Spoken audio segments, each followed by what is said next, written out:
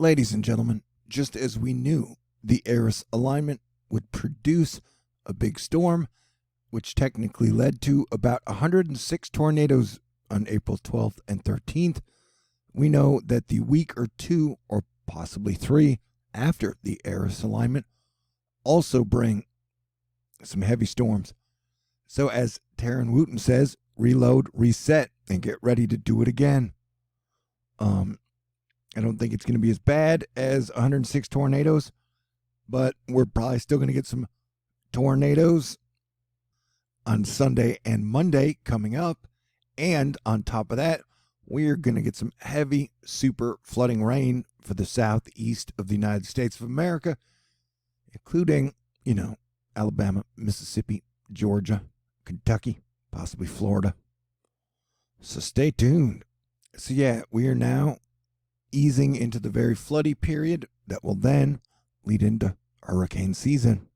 And all indications point to this being a pretty bad hurricane season with multiple hurricanes to deal with. We can pray for Space Force / Astro Fight Club. Well, we've still got 2 months. I guess 6 weeks before that happens.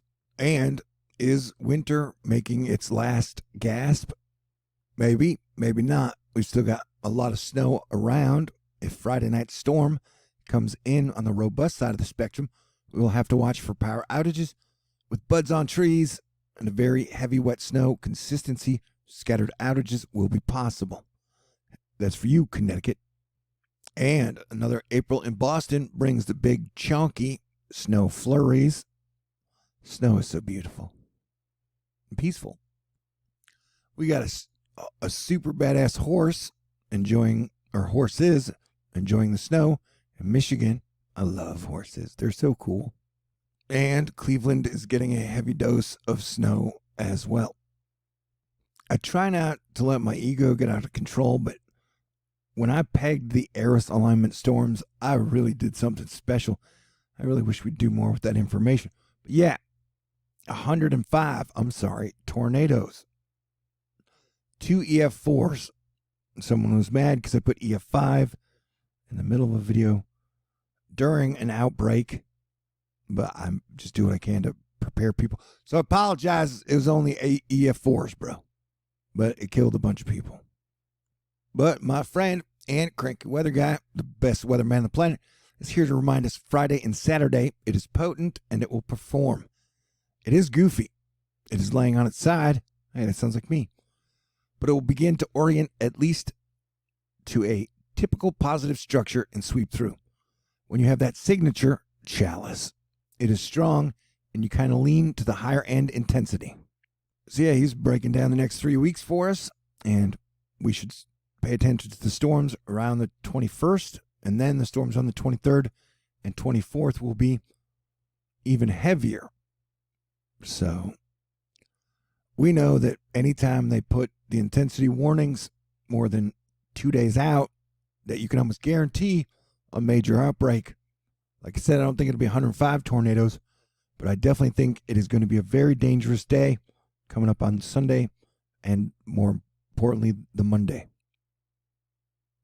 And going into a very deep solar minimum, we still continue to get mixed precipitation, talking about snow, sleet, ice for some areas over the next 48 hours, and then including some rain if it is souther than the middle of the longitudinal point of the United States of America. I said that really poorly. And the ladies are always so good to me. And I got to thank Lynn, Susan, and Ellie. You guys are great. So I'm going to give you what you guys love, and that is weather models. So we can take a look at what could possibly be happening over the next 16 days. And we will see some patterns here, even though you should never trust models more than 2 days out. It is a good indicator of what we might see, and it shows patterns if you watch them over and over again. And so we are definitely seeing some major storms coming through. This would be a tiny little storm that'll bring some rain, and then it is followed by our major monster. Did you see that moving through the southeast?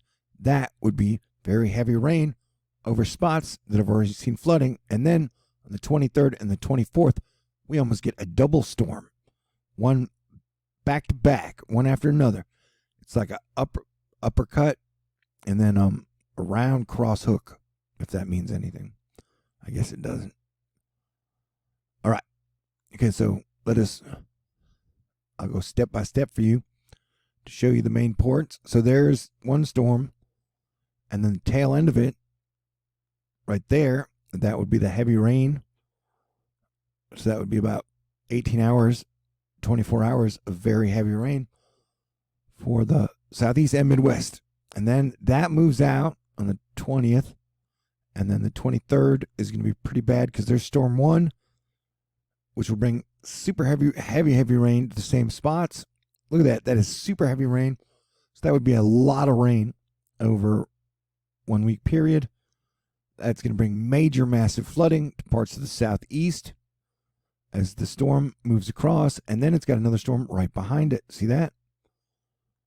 And so April, the last 2 weeks of April are definitely going to be stormy and floody because these are going to have tornado and severe weather components with it. That's a pretty major storm. We're looking at multiple storms. We could do the storm count game, but it looks like it's going to be hard with this chunky attitude. So just be ready because April is probably going to be very increasingly 2020-esque with a lot of jet weirding, flooding, tornadoes, hail, snow, sleet, ice, aliens, comets. Yeah, Jim Cantori reminding us that Sunday is probably going to be pretty bad, and Monday for the same areas that had to go through the 105 tornado period. Eric Berger letting us know to expect one last sunny spring-like day before a wet weekend in Houston, but nothing we can't handle, and I can use a good rainstorm, definitely with lightning. So I would stay aware and stay tuned because 2020 is only going to get weirder, and April is going to bring wave after wave after wave of storms. How do those April 26 systems track, and how strong are they? Are they lake cutters, app riders, mid-Atlantic water cutoffs, or central mid-Atlantic sliders? The eastern gnome configuration must first evolve, redevelop as per inclusion of the prior three storms feeding in and interacting. But definitely get ready because April storms bring May forms. Oh, that doesn't work. All right, everybody stay cool. I will bring you the updated weather info as it comes out. God bless everyone. Stay cool.